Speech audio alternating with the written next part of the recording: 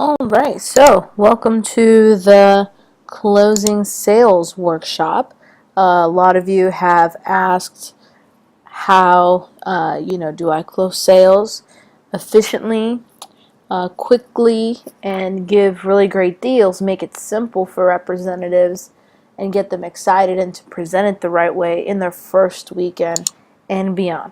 So what I'll say is, just to preface everything, is that unless you're doing this correctly the first weekend, it becomes a lot harder to get representatives to be really great at calling in from their appointments later on. So you have to make sure that you're consistent and that you're following the program. So I'm going to go ahead and use my Word document here. That way I can send this out later on to you, but I definitely suggest taking notes. So the first thing is in training. Okay, so in training, you have to make sure that if you're the branch or the district manager, that in training you are talking about calling in constantly. Every story that you are giving as examples must revolve around a representative's success when they call in. So I encourage you to think of at least 3 stories or more that you can tell all throughout training class as examples to show representatives the value of calling in. If you don't have any stories, think of some of your own stories as representatives calling into your manager and your sales increasing, or talk to your district manager and I'm sure they have stories. If you're an assistant manager in your office, make sure that your district or branch manager is talking about this in training.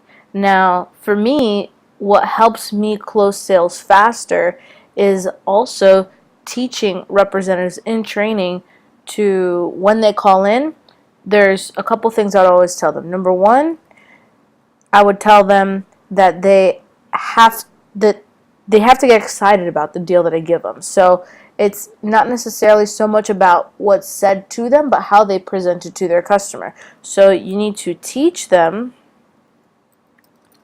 how to present the price and options properly.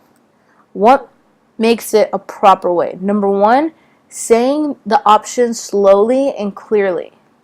All right, so slowly and clearly. And number two, write down the price and circle the price of what they pay today. That way the customer does not get confused that there is a larger price that they're paying. So they circle the price that they're paying today, but have that larger number next to it. And the third thing is you need to teach them to get excited. Okay? Now, obviously, we have some representatives sometimes that are just not naturally excited people. So there's other things that you can teach them, or other ways that you can teach them to emote excitement without necessarily jumping out of their chair. Whether it's a smile, a high five while they're talking on the phone with us, or even just like nodding their head. Anything that's going to get them excited. Number two, which is the most important thing, is teaching them to call in and say one of these 2 words, definitely or considering. And the way that I explain it is, if somebody's definitely, can't spell today, definitely getting something, that means that no matter what, the representative is going to be writing up the order. That if we hang up the phone today, right now, in this moment, no matter what deal I gave them, this person is going to get whatever it is they told me they're definitely getting. They're going to write it on the order form. Considering means that they're on the fence, price was too much, need a better deal, not considering getting anything at all. They like this, but it's too much. All of that fits under the realm of considering. Now, what does that tell you as a manager? As a manager, definitely getting makes me really excited. Definitely getting means that you're about to upsell the crap out of the order. You're going to help them get to that next level. if somebody is considering something, then this means you have to give a discount or give free stuff. Basically, help me close my sale, in short, okay? So we teach them that in training, and as a manager, you have to understand the flip side of this lingo as well. Now, the next part is a rep's first weekend. This is where you get to frame everything and all the ways that you want your representatives to operate. You get to frame all that in their first weekend. So if you nail this, then it'll be easy to close their sales the rest of the time. So when a representative calls in, obviously now knowing that there's either definitely or considering, we have two different situations. A rep's going to call in and either say that somebody's definitely getting something or that they're just considering something. Now, let's do the easy one. Let's do definitely. So, if a rep calls in their first weekend and somebody is definitely getting a set, the thing that you should do first, well, actually, I'm going to give you a moment to try and guess what you would do first. All right, so if you haven't thought about it, the first question I would ask them is, let's say they were getting the homemaker. So we're going to do this with an example. If they were getting the homemaker, all right, my first question, if they're definitely getting it, is, did you show them the signature set? Oh my gosh, cannot type today. Did you show them the signature set or the complete set? 9 times out of 10 on the first weekend, the representative was just so excited about the homemaker that they did not show them the larger sets.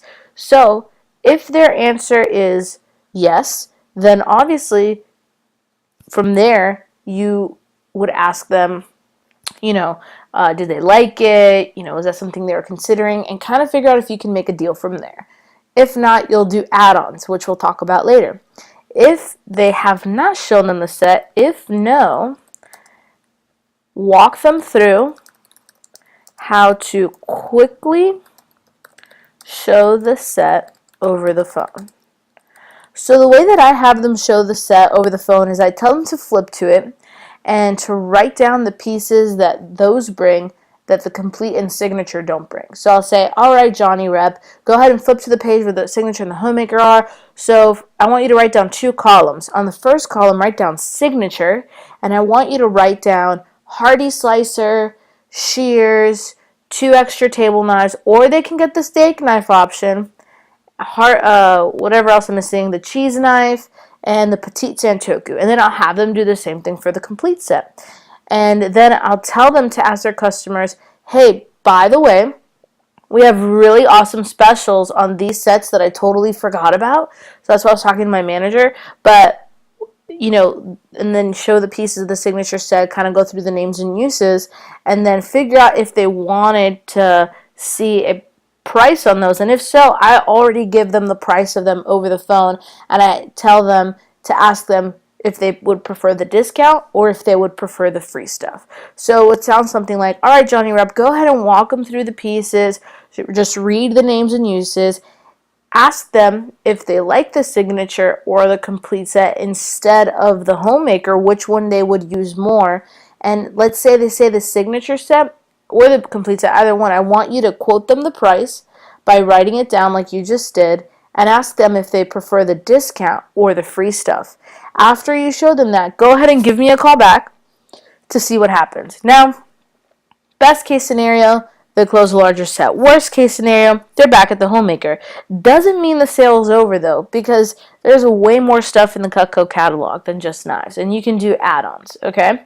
Now, after you determine which set they are getting, then you're going to go over to add-ons.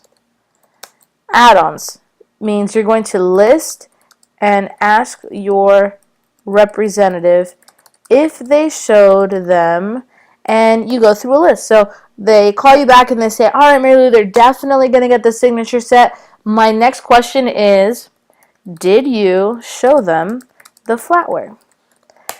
And I actually did this with a rep, Manny Perez, where he called me with a homemaker, and we were going to switch it out for stainless steel. It was going to be a nice order. Called me. We upgraded it to a signature set, and with stainless steel table knives. Back then there wasn't the steak knife. And he was like, all right, I'm going to write it up. And I said, hey, wait, Manny, did you show them the flatware? And he said, no. And I said, hey, let them know that if they wanted, they could just add on the flatware for $200 more a month. And I can give them an additional $100 in free stuff. How does that sound? And obviously, since in training I taught him how to be excited, he got excited. We hang up the phone. And I told him, give me a call back after you show it to her. We hang up the phone. He calls me back. He says, hey, she really wants to add the flatware. And I said, okay, great, cool. Did she pick out her free stuff? And he said, no, not yet. I haven't walked through the rest of the book. And I said, oh, so did you show them the cookware? And he goes, no, I didn't show them the cookware. And I said, all right, well, since she's already getting the signature set, if she wanted to add on the medium cookware, it's going to be this much. If she wanted to add in the complete cookware, it's going to be this much. And I can give her blank for free. And he was like, really? And I was like, yeah. So we hang up the phone, goes on shoulder, calls me back and says, hey, she really liked the cookware. So we're going to add that to the other two. And I was like, all right, great. Now the next thing after flatware and cookware is gadgets. And I said, hey, Manny, did you show her the gadgets? And, we did the same thing. We did gadgets. Then we did outdoor stuff. And then the last thing, and, you go through the rest of the book, rest of Blue Book. I don't have one in front of me right now to walk through the whole catalog, but you asked them about the rest of the Blue Book. And then at the end, we did gifts. And she ended up getting $1,000 in gifts for her family, and it ended up being an over $5,000. I think the CPO, the CPO was like $6,000. And it was awesome, and it was all because of add-ons. And remember that order started off as 1,000 CPO, and now it had increased by 5,000.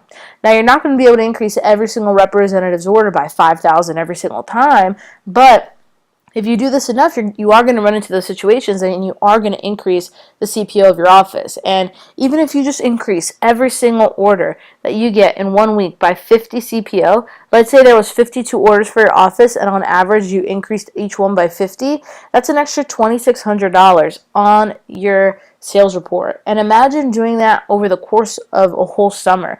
You can add literally tens, $20,000, $30,000 extra CPO, which could be the difference between hitting your goal and not hitting your goal. I remember in 2012, we almost hit $1 million for the summer, and we actually sold $969,000. Obviously, that burned, and I still talk about it to this day, because if I'd only had upsold every order by 50 or even 40 CPO, I don't even know how many orders we were turning in a week, we would have definitely hit that goal. So make sure you are always adding on the same way you would in your personal appointments. Now, that's definitely pretty simple stuff, all right? So it's just, hey, did you show them blank larger set? So if it was a gal, you would ask if they showed them the homemaker set. And, quick little tip on that is, obviously they show them the homemaker set. So you say, hey, did you show them the homemaker set? And some people just dropped down too quickly. And so I'll ask them, well, did you show them that they can pay a similar price but actually get the homemaker set? And so you can kind of evaluate that situation and see if you still have a possibility of closing that homemaker set. Now, if a representative calls you and says that somebody is considering, not definitely getting, they're just considering a set, okay? When it's a set, you only do one of two options. You have them write down a column 1 and a column 2, option 1 and option 2, and you have them write down an option for a discount or free stuff. Now, when it's a starter set, and there's not really much of a discount that you can do with a starter set, then I try and figure out other things that they might like, from like add-ons, gadgets, things like that, and I offer that for free, or obviously just that plain free stuff option. So typically they like something that might be a little bit over the free stuff, but so let's say normally you would give $120 in free stuff with that set. If it closes the order, I'll give them like something that's $150 for free just to close the order, or to have a second option. So some sets are easily able to be discounted, and if you want to figure out that system, you can. But for me, I personally never had time over the summer to discount starter sets, so I would just offer extra free stuff. If they're ever considering pieces, okay? This is where you can really learn to build the confidence in your representatives and really start seeing an increase in your orders. So if they like pieces, according to the manual, we have them pick out 3 pieces. Now, if they didn't, if not, I always tell them to figure out the 3rd piece and then tell me. So what I do is pretty simple. So I'm going to show you what I do on the manager end. So manager, I find the set that has those 3 pieces. Number 1. So I find a starter set that has those three pieces, and it's super important that in training you stress that if somebody's going to buy pieces, that you encourage them to help them pick out pieces that come in the homemaker set.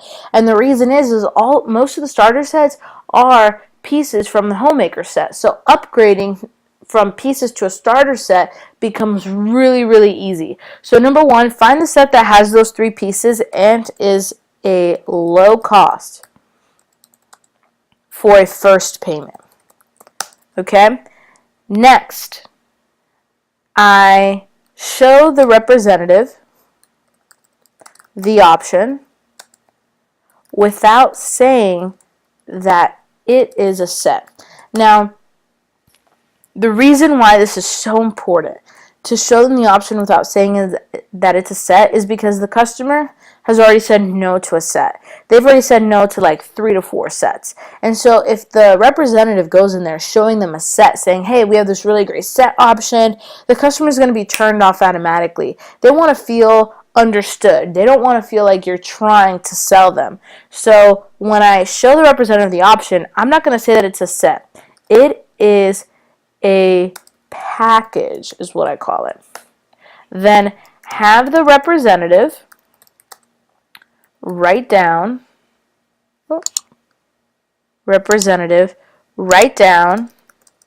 an option 1 column and an option 2 column. Okay? Option 1 is the 3 pieces for full amount and no discount, but a free peeler because you have to give them some sort of deal. Option 2, you have them write down every piece in the set you found. So for example, let's say you wanted to upgrade to the kitchenette set and they like the petite carver, the trimmer, and the paring knife. I'll list everything with the pieces the customer liked first. So I'll say, all right, Johnny, go ahead and write down in the option 2 column the carver. So I know she liked the petite carver, but this one is a little bit bigger, so it's a little bit multi-purpose. And I explain it again over the phone. And then I say, write down the trimmer, write down the paring knife, write down the chef knife, write down the tray, write down the cutting board, write down, this, that, everything that it comes with. And then at the end I say, also write down $125 in free Cutco. Now this is the value price. Now the value price is how much it would cost without exact set discount. So that's when you go on the Cutco.com and you see it says retail value without, I don't know why I said exact, without the set discount. Then you have them cross out the value price, have them write down the total price so that they know what it is, and then write down the deposit and circle it. Alright? Then I tell them the closing question. I say, hey Johnny, by the way, after you show them option 1 or option 2, I want you to ask them which one do you feel more comfortable with, option 1 or option 2. Or my favorite closing question to show them is, for example, let's say that what they have to pay today for 3 pieces is $68, and for the set it's $75. I'll tell them, hey Johnny, when you close them, I want you to ask them, so did you want to go ahead and get these 3 pieces for $68, or did you want to get option 2 and just pay $7 more but get 12 items? And then once you find that out, go ahead and give me a call back. Now, that representative is going in there clear, with confidence, because you walked them through the whole process. Now, by the way, it sounds a lot longer when I'm explaining it than when it actually happens, because you come to do this so much and so often that you already know the sets like the back of your hand. I used to always travel around with, number one, my sales tracker, two, with a price list of cookware, auxiliary, all the price lists that exist. Three, I also would have a Cutco Blue Book, so I had all the starter sets in there, and I also had my calculator. So I was always ready to go to close orders, and that's how you should be at all times, especially if you're a sales manager. Now, key questions to ask them in their first weekend, and this will impact them forever. And by the way, I don't even know why I said reps in their first weekend, because this applies to all reps. So closing all reps. But you just have to be consistent about it and make sure that you do it in the first weekend. So one of the key questions I ask them is, before they write stuff down, I say, do you have a pen and paper nearby? Now, the reason why I ask them that question is, if they don't have a pen and paper nearby, that tells me they probably are not writing down prices when they're closing. So I have to be extra, careful to make sure they're writing stuff down now when I give them these options, or else they're never going to close. And also, whenever I have my PC with them on Monday Advanced Training or next to my team meeting, I can say, hey, by the way, you didn't have pen and paper handy when we were on the phone. Are you not writing down prices? Or I can check their closing and confirm that they're not writing down prices for their customer, which could be a huge reason as to why they're not closing. Another key question to ask them is you have them ask the customer, like, did they like Cutco? Do they want to buy Cutco in the future? If there was a way for them to get Cutco at a discounted price, do you think they would go for it? Now, this is for the representatives that call in and they're kind of fighting you on the phone for a little bit, about showing them something. I'm like, well, Johnny, did they like Cutco? They did, right? Cool. And do you think they want to buy Cutco in the future? Yeah, so if there was a way for them to get Cutco at a discounted price today, do you think they would go for it? 9 times out of 10, the representative's like, well, yeah, because the price was the issue, right? So then after that, I walk them through and I'm like, all right, well then tell me what piece they liked. Just show it to them. Tell them, just so you know, we do have this deal. If you like it, let me know. Or whatever closing question it is that you want to give them. But make sure that the representatives are at least giving you a shot to close their orders. Other small things in their first weekend you can tell them on PDI is, did they, not for closing sales, but just in general, did they make their 5 calls before and after their appointment? You can also share hot news, promote AT, promote the SLDM by saying, dude, that's so great you closed that order. I can't wait for you to really learn how to sell at Advanced Training this week and hopefully get invited to the SLDM.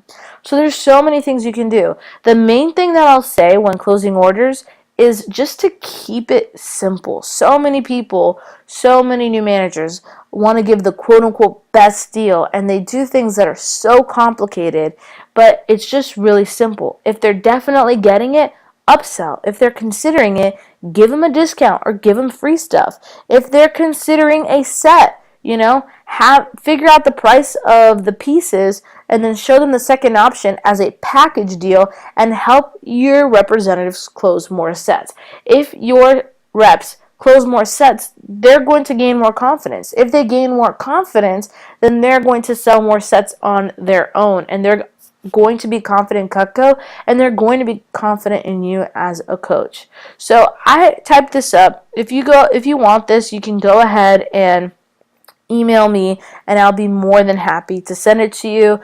You can also call me or email me if you do want more information on coaching, but that's my little tidbit for today.